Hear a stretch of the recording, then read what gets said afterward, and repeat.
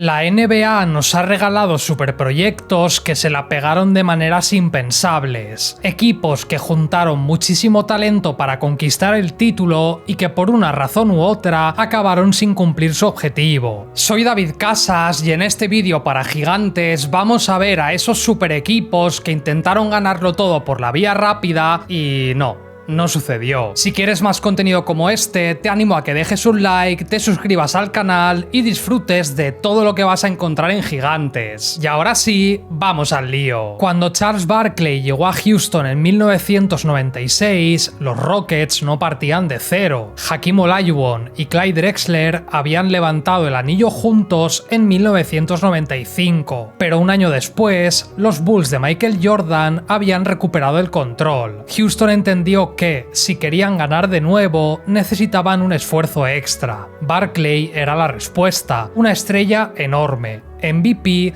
reboteador feroz y uno de los mejores jugadores de su generación. La foto era difícil de mejorar. Olajuwon seguía siendo uno de los pivots más completos del mundo. Drexler aportaba experiencia, puntos y calma. Charles llegaba con el hambre de quien sabía que su ventana se cerraba. Eran tres leyendas, tres futuros Hall of Famers y tres jugadores que habían vivido grandes noches. Pero también eran tres veteranos con mucho desgaste acumulado. Y esa sería la gran sombra del proyecto. Aún así, el arranque de la 96-97 fue más que ilusionante. Comenzaron ganando 21 de sus 23 primeros partidos, y parecían capaces de vencer a cualquiera. Con el paso de los meses, sin embargo, aparecieron los problemas físicos. Sir Charles se perdió muchos encuentros, Drexler tampoco tuvo mucha continuidad, y el equipo dejó de parecer una máquina. El 57-25 final fue un muy buen récord, pero no transmitía la sensación de invencibilidad. Ganaron a Minnesota y sobrevivieron a los Seattle Supersonics en una serie durísima que se resolvió en 7. Eso les llevó a las finales de conferencia contra Utah, el otro gran aspirante del oeste. Los Jazz de Stockton y Malone tenían menos brillo individual, pero funcionaban como un bloque mucho más estable. Los Rockets pelearon hasta el final, y en el sexto partido fue Stockton quien clavó el triple que sentenció la serie. La siguiente campaña vino con el derrumbe. Las lesiones, la edad y el cansancio se impusieron. Terminaron 41-41 y Utah los eliminó en primera ronda. Drexler se retiró ese verano, mientras que Barkley y Olajuwon todavía tendrían un último intento. Por desgracia, aquella unión con Clyde fue la que de verdad representó el sueño. Juntaron a tres gigantes de los 90 para desafiar a Jordan y no faltaron nombres ni orgullo. Simplemente llegaron tarde. Pippen también aparece en el siguiente equipo de esta lista, y es que tenemos que hablar de los Portland Trail Blazers de inicios de siglo. Portland no construyó aquel equipo a partir de una sola superestrella, sino acumulando talento hasta que parecía no tener huecos. En el verano del 99 llegó a Scottie y no venía a ser el protagonista absoluto, sino a dar orden, defensa y mucha experiencia. En el vestuario había ya muchísimos recursos para jugar un gran baloncesto, y es que Dan Levy tenía un grupo profundo y durísimo. Pippen sería el pegamento, Rashid aportaba carácter y talento, Sabonis ofrecía clase desde el poste, Stoudemire velocidad, y desde el banquillo varios jugadores podían cambiar un encuentro. Portland terminó 59-23 y alcanzaron las finales de conferencia tras eliminar a Minnesota y Utah. Aquello no era una sorpresa, porque estaban donde creían que debían estar. Al otro lado esperaban los Lakers de Shaquille O'Neal y Kobe Bryant. La eliminatoria llegó al séptimo y Portland parecía tenerlo controlado. En el último cuarto mandaban por 15 puntos, y a falta de poco más de 10 minutillos se iban a colar en las finales. Tristemente, el equipo se bloqueó, los tiros dejaron de entrar, el ataque perdió claridad, y poco a poco los Lakers encontraron la energía y la manera de remontar. Todo esto quedó condensado en una jugada en particular. Kobe penetró, levantó la cabeza y lanzó un alley-oop para Shaq. Los Lakers ganaron el partido, la serie, y acabarían conquistando su primer título. Al otro lado, y sin saberlo, ya no tendrían una oportunidad tan buena como aquella. El grupo siguió siendo competitivo, pero poco a poco se deshizo. Rashid fue traspasado a Detroit en 2004, y allí ganó. Pippen regresó a Chicago para retirarse, y sin pretenderlo, se convirtieron en uno de los mayores what if de la historia del baloncesto estadounidense. Uno de los equipos más recordados para mal de esta lista son los Lakers de Kobe, Shaq Shaq, Gary Payton y Malone. Bryant y O'Neal habían ganado 3 títulos seguidos, pero la dinastía ya no era la misma. Las discusiones y peleas entre sus dos grandes estrellas eran constantes. El equipo perdió contra San Antonio en 2003 y aquella ventana estaba cada vez más y más cerrada. La respuesta de los Lakers fue desmedida. En verano llegaron Karl Malone y Gary Payton, dos leyendas que no habían conseguido un anillo y que aceptaron cobrar mucho menos de lo que valían para perseguirlo. Tenían así a 4 futuros miembros del Hall of Fame, 2 MVPs, el mejor pívot del mundo y uno de los anotadores más letales de la liga. Sobre el papel, esa plantilla era enorme, ilusionaba. También tenían muchos problemas, ya aparecieron pronto. Malone sufrió una lesión de rodilla que le hizo perderse buena parte del curso. Payton tuvo que adaptarse a un papel mucho más limitado del que había tenido en su carrera, y la tensión entre Bryant y O'Neal seguía presente. A todo esto se sumó el juicio por la agresión sexual de Kobe, que destrozó aún más el ambiente. Llegaron a los playoffs como uno de los grandes favoritos y sobrevivieron a una conferencia brutal. Eliminaron a Rockets, Spurs y Timberwolves para llegar a las finales. Allí esperaba Detroit y ellos no tenían 4 superestrellas ni el glamour de Los Ángeles. Sí que tenían una gran defensa, una identidad definida y un grupo que jugaba como una pieza. Cerraron los espacios, frenaron a Shaq, obligaron a Kobe a forzar malas jugadas y expusieron a un equipo que se estaba derrumbando. Perdieron y todo colapsó. Malone se retiró poco después, Payton se marchó, Shaq fue traspasado a Miami y Kobe quedó como el único rostro de los Lakers. Aquel Big Four fue también el final de una dinastía y un intento desesperadísimo de corregir los 1000 problemas que tenían. De un super equipo a otro y tiro porque me toca. En este caso nos vamos a Miami y vamos a la primera temporada del Big Three, porque sí,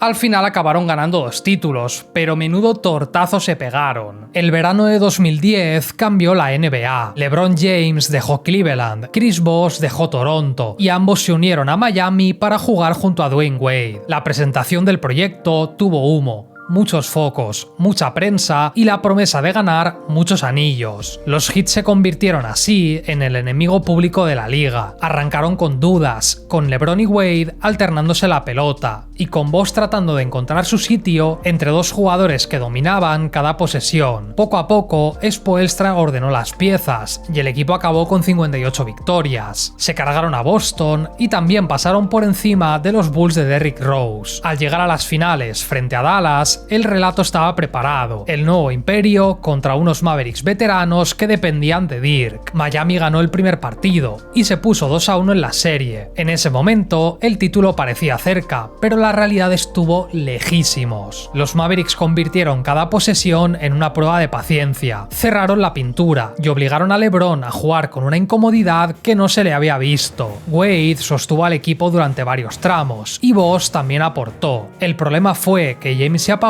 cuando debía aparecer. Lograron cerrar la serie con un 4-2 y Nowitzki levantó el primer título de la franquicia. Los Heat se quedaron mirando cómo se les escapaba un campeonato que muchos daban por suyo. Aquella derrota no destruyó el proyecto, sino que fue el golpe que cambió a LeBron y endureció al grupo. Al año siguiente ganarían el primero de sus 2 anillos, pero en 2011 descubrieron que juntar a 3 superestrellas no bastaba para el momento de la verdad, y por supuesto los fans de la liga celebraron su caída. Otra vez Los Ángeles Lakers y tranquilos que habrá una tercera. Pero antes de dar el salto, hablemos del proyecto que llegó tras 2012. Tras perder ante Oklahoma y contra Dallas, Kobe ya tenía 34 años y el tiempo para conseguir un 6º anillo escaseaba. Entonces llegó Steve Nash desde Phoenix y poco después, en un traspaso aún más impactante, los Lakers se llevaron a Dwight Howard, Kobe, Pau Gasol y 2 incorporaciones de lujo sobre el papel. En una conferencia oeste llena de amenazas, quisieron fabricar una última candidatura al título. La expectativa no era competir, se hablaba de finales, de frenar a los Thunder y de una posible batalla con Miami. Solo que el proyecto se torció desde el primer día. Nash se lesionó en el segundo partido de la temporada y no volvería a recuperar su nivel. Dwight llegaba de una grave operación de espalda y necesitaba recuperar sensaciones, mientras la Mamba Negra no quería esperar, y Gasol, que había brillado jugando cerca del aro, se quedó atrapado en un rol extraño y cada vez más secundario. En esto influyó muchísimo el despido de Mike Brown y la llegada de Mike D'Antoni. Era un entrenador asociado al ritmo y a correr, justo cuando su jugador estrella ya no podía hacerlo como antes, y tampoco contaba con los interiores adecuados para ello. Se pasaron meses viviendo al límite, ganaban un partido importante y perdían otro de forma inexplicable. Nunca encontraron su identidad, y en el tramo final de la temporada, Kobe asumió más responsabilidad que nunca. Jugó muchos minutos y sí, llevó al equipo a cuestas. Consiguió clasificarlos a los playoffs, pero el precio fue devastador. Se rompió el tendón de Aquiles ante Golden State, a pocos días del final de la fase regular. Sin Kobe, todo terminó de golpe. San Antonio barrió a los Lakers 4-0. Howard se marchó a Houston ese verano. Nash continuaría castigado por las lesiones, y el equipo se deshizo sin haber funcionado. Las estrellas llegaron tarde, tocadas físicamente y sin un terreno común en el que jugar juntas. 2016 trajo una de las finales más épicas de la historia, y si lo hizo es porque los Warriors del 73-9 acabaron cayendo. Golden State venía de ganar el título en 2015, pero aquello no bastaba. Stephen Curry ya era el jugador de élite que conocemos, Klay su complemento perfecto, y Draymond Green el corazón del grupo. La NBA no sabía cómo pararlos, y no necesitaban fichar a nadie ni juntar nombres. Ya eran el equipo más temido de la liga, un super equipo que iría por más. Arrancaron la temporada con 24 victorias consecutivas, y con Curry haciendo cosas que parecían imposibles. Al final firmaron un 73-9, superando el récord de los Bulls de Jordan, aunque como ya dijeron ellos, el mejor récord no valía de nada sin ganar el título. Tras atropellar a los Houston Rockets y Portland llegaron las penurias. Contra Oklahoma se vieron 3-1 abajo, y es que los Thunder de Durant y Westbrook les quitaron el ritmo, les ganaron la batalla física y estuvieron a una victoria de mandarlos a casa. Golden State respondió con 3 triunfos seguidos. El sexto partido, con Klay reventando la eliminatoria, quedó como una de las grandes noches de la era moderna. La recompensa fue otro choque con Cleveland, y la historia la conocéis de sobra. Esta vez fueron ellos quienes estuvieron 3-1 arriba, y parecía que la temporada perfecta iba a tener el final feliz. Solo que Draymond fue sancionado para el quinto. LeBron James y Kyrie Irving encontraron una energía salvaje, y la serie cambió de dueño. En el séptimo, con el marcador empatado, llegó el tapón de LeBron a Iguodala, y después el triple de Kyrie sobre Curry. Los Warriors habían hecho la mejor fase regular de la historia, pero se quedaron sin anillo, y eso cambia por completo cómo se recuerda aquel 73-9. Del broche perfecto pasaron a caer al lado malo de la historia, y el posterior fichaje de Durant, las cosas como son, no colaboró. Aunque bueno, ese super equipo sí que triunfó aquí, así que no los podemos meter en este vídeo. Este proyecto tuvo mala pinta desde el primer día, y lo cierto es que todo lo que se preveía que podía salir mal, salió mal. Los Thunder del Big Three han caído completamente en el olvido, y comprensible. Tras una temporada en la que ganó el MVP y tiró del carro, quedó claro que Westbrook solo no podía competir de verdad. La franquicia tenía que rodearle con más talento, y así lo hicieron. Primero llegó Paul George desde Indiana. Era una estrella entrando en su madurez, uno de los mejores defensores exteriores de la liga y un anotador que podía asumir responsabilidades. Poco después, aterrizó Carmelo Anthony, una leyenda que venía de años difíciles en Nueva York, pero que todavía conservaba cierto prestigio. 3 nombres enormes con Steven Adams, Andre Robertson y algo más de rotación. Oklahoma quería volver a mirar de frente al resto. El problema fue que no todos podían ser la versión de sí mismos que habían sido antes. Westbrook seguía a un gran nivel y necesitaba mucho balón. George se adaptó, defendía, atacaba y no monopolizaba posesiones. Carmelo, en cambio, nunca terminó de encajar. Su papel ya no era el de primera opción, y tampoco se sentía cómodo cuando lo plantaban en una esquina. Su eficacia cayó, el ritmo ofensivo se volvió irregular y el equipo pasó demasiados partidos buscando cómo jugar. Tras una temporada mediocre, llegó el golpe definitivo. Los Jazz no tenían tanto talento ni tanto nombre, pero sí un bloque organizado, físico y convencido de sus opciones. Donovan Mitchell los torturó. Ricky Rubio firmó una serie increíble, y así es como se los cargaron. Carmelo dejó el equipo, ese ese mismo verano, y aunque Paul George cuajaría la mejor temporada de su carrera, los resultados tampoco llegaron. Aquel Big Three solo duró un año, y fue un fracaso muy sonado. Nos quedan solo 2 equipos, y sí, tenemos que hablar de los Lakers, en concreto de ese proyecto que juntó a Westbrook con LeBron y Davis, y que salió fatal. Ganaron el anillo de 2020, y en 2021, de no ser por la lesión de Anthony Davis, nadie sabe cuál era su techo. El proyecto tenía una base clara y una filosofía a seguir, y con ajustes podría funcionar, hasta que se encapricharon con Russell Westbrook y lo cambiaron todo. Por nombres, esto molaba mucho, una máquina de triples dobles y uno de los jugadores más intensos de la generación. Junto a LeBron y Davis tenían otro Big Three, y la plantilla daba para una portada de revista. En la pista, sin embargo, había una pregunta incómoda: ¿cómo iban a convivir 3 jugadores que tienen un perfil similar y, sobre todo, que no se complementaban del todo bien? La respuesta fue mucho peor de lo esperado. Westbrook jamás encontró un papel natural. LeBron era quien mejor manejaba la pelota y quien tomaba las posesiones importantes. Davis debía ser la referencia interior, y Russ, acostumbrado a dirigirlo todo, acabó muchas veces lejos de la jugada, justo donde menos daño podía hacer. Cuando intentaba asumir el mando, el ataque se volvía atropellado, y cuando se adaptaba, parecía un jugador reducido a una versión que no era propia. A todo esto se sumaron las lesiones, que no colaboraron en nada. Davis se perdió muchos partidos, LeBron cargó con una responsabilidad absurda para su edad, y el resto del roster era viejo, lento y limitado. Alguna que otra noche jugaron muy bien, pero eran muchas más en las que no defendían, perdían ventajas y transmitían una frustración evidente. El resultado fue un 33-49, y ni siquiera alcanzaron el play-in. Para una franquicia con LeBron, Davis y Westbrook, este resultado fue desastroso. Russell salió un tiempo después y fue usado como chivo expiatorio. Esta fue una de las pruebas más claras de los problemas que provoca: construir pensando en nombres que venden camisetas y no en los jugadores que necesita el equipo. Nuestro último super fracaso son los Phoenix Suns, de Devin Booker, Kevin Durant